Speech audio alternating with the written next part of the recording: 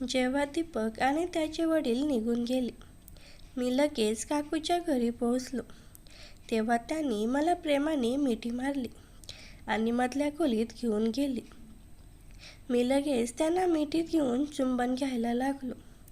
त्यांना माझ्यासोबत मजा येत होती. मी एक हात काकूंच्या कमरेत घातला आणि दुसऱ्या हाताने त्यांच्या मोठ्या व्यक्तिमत्वाला हाताळायला लागलो. तिचे व्यक्तिमत्व माझ्या हातात येतच नव्हते. त्यांच्या व्यक्तिमत्वाचा गोळीचा अनुभव मला पहिल्यांदाच येत होता. काकू हळूहळू सुस्काटे करत होत्या. मग त्यांनी सांगितले, गेल्या 1 वर्षापासून माझ्या नवऱ्याने मला हातही लावला नाही. मी म्हणालो, काळजी करू नका काकू, आता मी आहे ना. मग मी दरवाजा बंद केला आणि तिथेच, माझे नाव विजय आहे आणि मी 25 वर्षाचा आहे आणि दिसायला स्मार्ट आहे. मी इंदोरचा राहणार आहे. ही कथा माझ्या आणि माझ्या मित्राच्या आईची आहे की मी माझ्या मित्राच्या आईला कसा जेवलो. ही गोष्ट साधारण 4 महिन्यापूर्वीची आहे. माझ्या कॉलनीत क्रिकेटचे मैदान आहे, जिथे अनेक मुले क्रिकेट खेळतात. मीही तिथे क्रिकेट खेळत होतो. त्या खेळात माझ्या एका मुलाशी चांगली मैत्री झाली. त्याचे नाव दीपक आहे. त्याने मला अनेक वेळा आपल्या घरी बोलावले की ये, आम्ही माझ्या छतावर खेळू.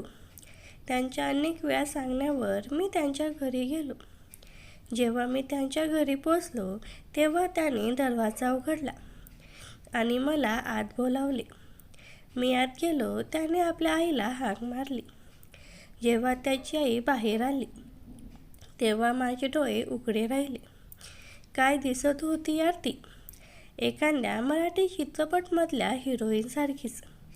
तिचं वय साधारण 40च्या आसपास असेल, पण चेहऱ्यावर चमक पूर्ण 30-32 वर्षाच्या भाभीसारखी होती. तिचे नाव अलका होते. काकू 36-32-40चा होता, जो मला नंतर तिच्यासोबत सुंदर वेळेचा अनुभव घेण्याच्या वेळी कळले.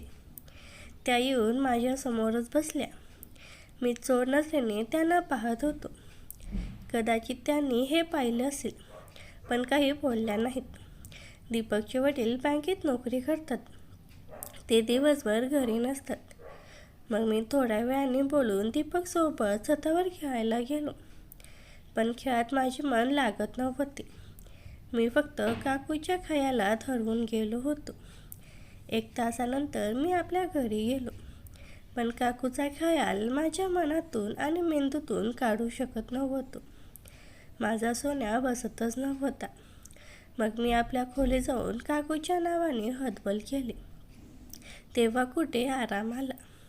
मग मी रोज त्यांच्या घरी जायला लागलो आणि जेव्हा मी काकूसमोर किंवा जवळ असतो, तेव्हा त्यांना टक लावून पाहत राहतो. कदाचित त्या समजत होत्या की मी त्यांना का टक लावून पाहतो, पण त्या काही बोलत नव्हत्या. माझ्या इच्छाही वाढतच होत्या. मी नेहमी त्यांच्या जवळ राहण्याचा प्रयत्न करत होतो. कधीकधी त्यांना स्पर्श करण्याचाही प्रयत्न करत होतो, पण अशा प्रकारे की त्यांना वाटावे की हे सर्व चुकीने झाले. पण त्या सर्व समजत होत्या. एक दिवस मी दीपकच्या घरी गेलो आणि आम्ही दोघे क्रिकेट खेळायची तयारी करत होतो की त्याला कोणाचा फोन आला. तो मला म्हणाला, मी थोड्या वेळाने येतो, तुम्ही खाली थांबा. मी म्हणालो, ठीक आहे. तो निघून गेला. मी त्याच्या खोलीत गेलो आणि लॅपटॉप चालवायला लागलो. त्याच्या लॅपटॉपमध्ये अनेक ते व्हिडिओ होते. मी एक व्हिडिओ व्हॉल्यूम बंद करून पाहायला लागलो. माझा सोन्या पूर्ण उठून बसला होता आणि लोअरमधून वेगळा दिसत होता. मग मी काकूंना पाहायला लागलो. तेव्हा त्या स्वयंपाकघरात काही काम करत होत्या. त्यांनी आज पूर्ण फिट लेगिंग आणि कुर्ती घातली होती. लेगिंगमध्ये त्यांची मांडी ठळक दिसत होत्या. ते दृश्य पाहून माझा ताबा सुटत चालला होता आणि माझ्या बदललेल्या अवस्थेवर काकूची नजर गेली असावी, असं मला जाणवलं. आज पहिल्यांदाच घडले होते की काकूसोबत मी एकटा होतो. मी त्यांना पाहतच राहिलो. त्यांनी मला सांगितले, विजय, जशी तू मला पाहू नये. मी निर्भयपणे म्हणालो, काकू, तुम्ही इतक्या सुंदर आहात की तुम्हाला कोणीही पाहिल. मी कितीही प्रयत्न करेन, मी तुम्हाला पाहणे थांबवू शकत नाही. मग त्याने सांगितले, हो, मला माहीत आहे, या वयात असे होते. पण तरीही तुम्हाला स्वतःवर नियंत्रण ठेवावे लागेल, कारण हे सर्व चुकीचे आहे. काकूचे बोलणे ऐकून मी थोडा दुःखी झालो. त्यांनी मला सांगितले, तुम्ही बाहेर हॉलमध्ये जा, मी चहा बनवून आणते. मी गेलो. त्या थोड्या वेळाने चहा घेऊन आल्या. जेव्हा काकू चहा देण्यासाठी वाकल्या, तेव्हा मला त्यांच्या व्यक्तिमत्वाच्या स्थानाचे खोल दर्शन झाले. मी विचार केला की थोडा चान्स घ्यावाच लागेल, नाहीतर हातात काही लागणार नाही. काकू आपल्या चहा घेऊन माझ्यासमोर बसल्या आणि विचारू लागल्या, तुमची कोणती गर्लफ्रेंड नाही का? मी म्हणालो, नाही आहे. त्यांनी सांगितले, का? मी हसून म्हणालो, मला तुमच्यासारखी कोणती मिळालीच नाही. त्या हसल्या आणि म्हणाल्या, सलहट बदमाश, मजा करतोस. मी उसासा भरत म्हणालो, काकू, खरंच तुम्ही खूपच सुंदर आहात. जर मी तुमचा नवरा असतो. इतके बोलून मी थांबलो. त्यांनी विचारले, पूर्ण बोल ना. जर तू माझा नवरा असता तर काय? मी म्हणालो, काही नाही, फक्त. मग त्या म्हणाल्या, खरेच मी तुला इतकी आवडते. मी म्हणालो, हो काकू, खरंच तुम्ही मला खूप सुंदर वाटतं. त्यांनी लांब उसासा भरत म्हणाल्या, आहा, फक्त तूच आहेस ज्याला मी इतकी सुंदर वाटते. एक माझे नवरे आहेत जे माझ्याकडे लक्ष देत नाहीत. मी विचारले, का? मग त्या म्हणाल्या, माहीत नाही, वाटते जणू काही आता त्यांना माझ्यामध्ये रसच नाही. मी म्हणालो, जर तुम्ही माझी बायको असता तर मी बोलता बोलता थांबलो. त्यांनी माझ्या डोळ्यात डोळे घालून म्हणाल्या, का थांबतोस? पूर्ण बोल ना, काय बोलायचे आहे? मी म्हणालो, तुम्ही रागवाल. त्यांनी सांगितलं, बोल, राग नाही येणार. मी म्हणालो, जर मी तुम्हाला रोज जी भरून प्रेम केलं असता, तुम्हाला काही कमी पडू दिला नसता. हे बोलत मी उठून त्यांच्याजवळ जाऊन बसलो. मी माझा हात त्यांच्या मांडीवर ठेवला. मग त्यांनी माझा हात काढला आणि उभ्या होऊन म्हणाल्या, हे चुकीचे आहे. तू माझ्या मुलाचा मित्र आहेस आणि वयाने माझ्यापेक्षा खूप लहान आहेस. मी म्हणालो, काकू, मी तुम्हाला आवडतो, तुमच्यावर प्रेम करतो आणि मला काही माहीत नाही. हे म्हणून मी त्यांना मिठीत घेतले. त्या माझ्यापासून सुटण्याचा प्रयत्न करत होत्या, पण मी सोडले नाही. मग त्या सेल पडल्या आणि मला मिठीत ठेवूला दिली. उलट त्या स्वतःही मिठी वाढवायला लागल्या. जेव्हा त्या मला मिठीत पकडायला लागल्या, तेव्हा मी त्यांची मान मागे करून पाहिली. तेव्हा मित्राच्या आईच्या डोळ्यात थोडे अश्रू आलेले दिसले. मी काकूंचे अश्रू पुसले आणि त्यांना चुंबन घ्यायला लागलो. आधी त्या फक्त तशाच उभ्या राहिल्या. मग थोड्या वेळाने त्या मला प्रतिसाद द्यायला लागल्या. मी त्यांना जोरात चुंबन घ्यायला लागलो. मी माझा हात त्यांच्या कमरेत घातला आणि जशी मी तिच्या भरदार व्यक्तिमत्वावर हात नेणार होतो की बाहेरून दीपकची गाडी थांबण्याचा आवाज आला आणि आम्ही दोघे वेगळे झालो. काकूच्या डोळ्यात मला स्पष्ट निराशा दिसली. पण मला आपल्या घरी जावे लागले. आता मी पुढच्या भेटीची वाट पाहायला लागलो. मी आता खूप बेचैन राहायला लागलो होतो. 2 दिवसानंतर मी काकूंना फोन केला. तेव्हा त्यांनी सांगितले, 5 दिवसानंतर दीपक आणि त्याचे वडील 2 दिवसासाठी बाहेर जात आहे. तेव्हा तू ये. हे ऐकताच मी आनंदाने उडालो. मग तो दिवसही आला जेव्हा दीपक आणि त्याचे वडील निघून गेले. मी काकूंच्या घरी पोचलो. तेव्हा त्यांनी मला प्रेमाने मिठी मारली आणि आपल्या खोलीत नेले. काकूंनी मला सांगितले, बसा, मी आता येते. मी काकूंच्या खोलीत बसलो आणि त्या चहा बनवायला गेल्या. मी पाहिले त्याने सलवार सूट घातला होता, जो लाल रंगाचा होता. काकूंच्यावर हा रंग खूप मस्त वाटत होता. 2 मिनिटांनंतर काकू चहा घेऊन आल्या आणि आम्ही दोघांनी चहा प्यायला. त्या माझ्या डोळ्यात पाहायला लागल्या. मी त्यांच्या अगदी जवळ बसलो आणि त्यांना मिठीत घेऊन चुंबन घ्यायला लागलो. त्यांनी माझ्यासोबत मजा येत होती. त्या एन्जॉय करत होत्या आणि हलके हलके आवाज करत होत्या. अचानक त्यांनी मला ढकलले आणि किचनमध्ये गेल्या. मीही त्यांच्या मागे गेलो आणि त्यांना मागून पकडले. मी एक हात काकूंच्या कमरेत घातला आणि दुसऱ्या हाताने त्यांच्या मोठ्या व्यक्तिमत्वाला हाताळायला लागलो. तिचे व्यक्तिमत्व माझ्या हातात येतच नव्हते. त्यांच्या व्यक्तिमत्वाचा बोलायचा अनुभव मला पहिल्यांदाच येत होता. काकू हळूहळू सुस्काटे करत होते. मग त्यांनी सांगितले, गेल्या 1 वर्षापासून माझ्या नवऱ्याने मला हातही लावला नाही.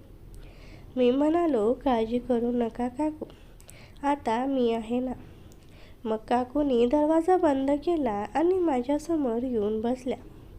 मला आता काय करू काय नको असं झालं. काकूने मला मिठी मारली आणि पापी द्यायला लागली. अर्धा पाऊण तास आम्ही हेच करत होतो. काकू उठल्या आणि बोलल्या, तुझ्यासाठी एक सरप्राईज आहे.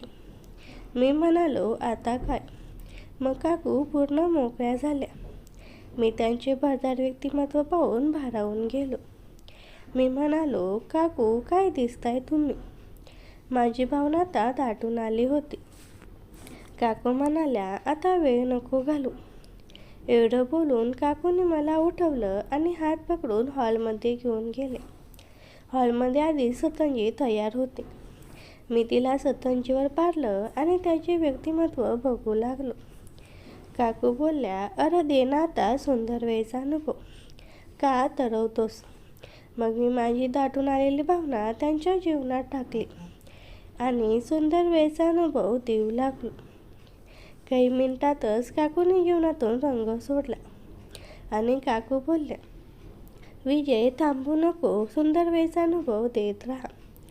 मित्रांनो, काकूंना 12 वर्षानंतर हा सुंदर वेळचा अनुभव मिळत होता. मग मी सुंदर वेळचा अनुभव देत राहिलो आणि काकू मला साथ देत राहिल्या. काही वेळाने मी म्हणालो, काकू माझं होणार आहे. काकू म्हणाल्या, तू थांबू नको, जीवनातच रंगाच्या पिचकाऱ्या सोड, मी सगळं सांभाळून घेईन. पण काकूंना सुंदर वेळचा अनुभव देत असताना रंग कधी सुटला मलाच कळलं नाही. तरीही मी सुंदर वेळचा अनुभव देतच होतो. तिला फार दिवसानंतर या गोष्टी मिळाल्यामुळे तिची ही अवस्था झाली होती. पण काही वेळाने तिला आनंद येऊ लागला आणि ती फार चांगल्या प्रकारे मला साथ देऊ लागली. आम्ही त्या वेळेत पूर्ण रमून गेलो होतो आणि एकमेकांना आनंद देत होतो. तिचा उत्साह अजून वाढला होता आणि आता तीच मला वेगवेगळ्या प्रकारे आनंद देत होती. तिच्या चेहऱ्यावर एक प्रकारचे समाधान पसरले होते. ती आनंदात दिसत होती. तिच्या चेहऱ्यावरचे भाव बदलत हळूहळू तिची पकड मजबूत होत गेली आणि ती शांत झाली. मी इकडे तिचा पूर्ण ताबा घेतला होता आणि हालचाल वाढवत होतो. काही वेळातच मला स्वर्गात बसल्यासारखं वाटू लागलं. ते जवळ येत माझा पान फुटला आणि मी तिच्या जीवनात आनंदाचे रंग उडू लागलो. मला स्वर्गात तरंगत असल्यासारखं वाटू लागलं. डोकं एकदम हलकं हलकं वाटू लागलं. मनावरचं दडपण दूर होऊन एक प्रकारचं समाधान आणि सुख वाटत होतं. काकूच्या चेहऱ्यावर अमानिक सुख आणि आनंद झळकत होता. ती शांत होऊन स्मित करत होती. तिने माझ्या केसावरून प्रेमाने हात फिरवला आणि म्हणाली, खरंच विजय, आज मला तू जीवनातलं अप्रतिम सुख दिलं आहेस. असं सुख आणि समाधान मला आजपर्यंत मिळालं नाही. मी आनंदाने खुश होत म्हणालो, तुझ्यासारखी सुंदर काकू असल्यावर मलाही आता कसलीच फिकीर नाही. आज मला माझ्या भावना मोकळ्या करून खूप आनंद झाला. मग मला जेव्हा मौका मिळायचा तेव्हा मी येऊन सुंदर वेळचा अनुभव घ्यायचो. त्या पहिल्या भेटीनंतर माझ्या मनात सतत काकूंचे विचार घोळत असायचे. आम्ही आता संधी मिळेल तेव्हा फोनवर तासनतास बोलू लागलो होतो. दीपक आणि काका घरी नसले की काकूंचा मला हळूच मेसेज यायचा, आज घरी कोणी नाही, लवकर ये. एके दिवशी असाच मेसेज आला. मी धावतच त्यांच्या घरी पोहोचलो. काकूने दरवाजा उघडला होता. त्यांनी पारंपरिक नऊवारी साडी नेसली होती आणि केसात मोगऱ्याचा गजरा मावला होता. त्या दिवशी त्या खरोखरच एखाद्या मराठी अप्सऱ्यासारखी दिसत होत्या. मी त्यांना पाहतच घट्ट मिठी मारली. काकू, आज तर तुम्ही काजाचा ठोका चुकवलात. मी त्यांच्या कानात कुजबुजलो. त्यांनी मला बेडरूममध्ये नेले. तिथे वातावरण आधीच रोमॅन्टिक होते. मंद सुवासिक मेणबत्त्या जळत होत्या. आम्ही बेडवर बसलो आणि पुन्हा एकदा एकमेकांच्या प्रेमात बुडून गेलो. त्या दिवशी काकू खूपच उत्साहात होत्या. त्यांनी मला सांगितले, विजय, तू माझ्या आयुष्यात पुन्हा एकदा चैतन्य आणलास. मला वाटलं नव्हतं की या वयात मला असं प्रेम मिळेल. आम्ही बराच वेळ एकमेकांसोबत तो सुंदर वेळ घालवला. काकूच्या मिठीत मला जगाचा विसर पडला होता. पण जसा आमचा तो क्षण संपला आणि आम्ही शांतपणे पडून होतो, तेव्हा अचानक घराची बेल वाजली. मी दचकलो. दीपक आला का? मी घाबरून विचारले. काकूने शांतपणे उठून साडी नीट केली आणि म्हणाल्या, तू काळजी करू नको, तू बाथरूममध्ये लपून राहा. मी धावत बाथरूममध्ये गेलो आणि दरवाजा थोडा उघडा ठेवून बाहेर काय चालले आहे ते पाहू लागलो. काकूंनी मुख्य दरवाजा उघडला, पण समोर दीपक नव्हता. तर दीपकचे वडील काका होते. त्यांच्या हातात गुलाबची फूल आणि एक दागिन्याचा बॉक्स होता. काका आनंदाने ओरडले, सरप्राईज झालं का? आज आपल्या लग्नाचा वाढदिवस आहे आणि ऑफिसमधून लवकर सुट्टी मिळाली म्हणून मी लवकर आलो. मला माहिती आहे मी तुला वेळ देऊ शकत नाही, पण आजपासून मी सगळं बदलणार आहे. I love you. काकूंनी काकाकडे पाहिले आणि त्यांच्या डोळ्यात अपराधीपणाचे अश्रू आले. त्यांनी काकांना मिठी मारली. पण त्याचवेळी काकांचे लक्ष बेडरूमच्या दरवाजाकडे गेले, जिथे माझे जॉकेट आणि मोबाईल उघड्यावर पडले होते. काका हसले आणि काकूंना म्हणाले, अगं, दीपक घरी आलाय वाटतं. त्याचं जॉकेट बाहेरच पडले. काकूच्या चेहऱ्यावरचा रंग उडाला होता. त्यांनी कसाबसा स्वतःला सावरलं आणि म्हणाल्या, हो, तो छतावर गेला असेल. मी बाथरूममध्ये थरथर कापत उभा होतो. तितक्यात माझ्या हातात असलेल्या मोबाईलची स्क्रीन उजवली. दीपकचा मेसेज आला होता, विजय, माझ्या लॅपटॉपचा पासवर्ड विचारण्यासाठी तुला फोन करत होतो, पण तुझा फोन लागत नाही आहे. आणि हो, आईच्या रूममध्ये छुपे कॅमेरे बसवले आहेत, कारण मला वडिलांवर संशय होता की त्याचं बाहेर कुणाशी तरी चक्कर आहे. पण आज जे मी रेकॉर्डमध्ये पाहिलं ते पाहून मला धक्काच बसला. तू तिथे थांब, मी घरी येतोय. माझ्या पायाखालची जमीन सरकली. एका बाजूला काका बेडरूममध्ये होते आणि दुसऱ्या बाजूला दीपक सर्व पुरावे घेऊन घरी येत होता. ज्या सुंदर वेळेचा मी आनंद घेतला होता, ती आता माझ्या आयुष्यात सर्वात मोठी चूक ठरणार होती. दीपकचा तो मेसेज वाचून माझ्या अंगावर काटा आला. बाहेर काका आणि काकूच्या लग्नाचा वाढदिवसाच्या गप्पा सुरू होत्या आणि इकडे माझा मृत्यू समोर उभा होता. मला समजलं होतं की मी ज्या सुंदर वेळ समजत होतो, ती आता एका मोठ्या वादाची नांदी ठरणार होती. बाथरूमच्या छोट्या खिडकीतून मी बाहेर पाहिलं तर दीपकची गाडी गेटवर येऊन थांबली होती. आता माझ्याकडे पाहायलाही जागा नव्हती. दीपक धावतच घरात आला. त्याचा चेहरा रागाने लाल झाला होता. त्याने सरळ बेडरूमचा दरवाजा जोरात ढकलला. समोर काका आणि काकू बसले होते. दीपकला अचानक असं पाहून काका गोंधळले. काय झालं रे दीपक, असा का वागतोस? काकांनी विचारलं. दीपकने काही न बोलता आपला फोन काढला आणि लॅपटॉपला कनेक्ट केला. स्क्रीनवर मगाशी आमचे जे काही प्रकार झाले होते त्याचे रेकॉर्डिंग स्पष्ट दिसत होते. काकूच्या पायाखालची जमीन सरकली. त्यांनी चेहरा हाताने झाकून घेतला. काकांचे डोळे रागाने आणि धक्क्याने विस्फारले होते. काका ओरडले, हे सगळं काय आहे अलका? आणि हा मुलगा कुठे आहे?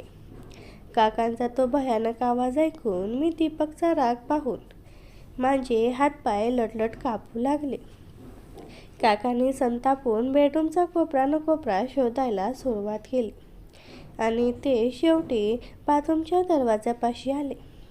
त्याने जोरात लाथ मारून दरवाजा उघडला आणि मला गजांकी धरून बाहेर खेचले. दीपक माझ्याकडे अशा नजरेने पाहत होता जणू तो मला जिवंत जाळून टाकेल.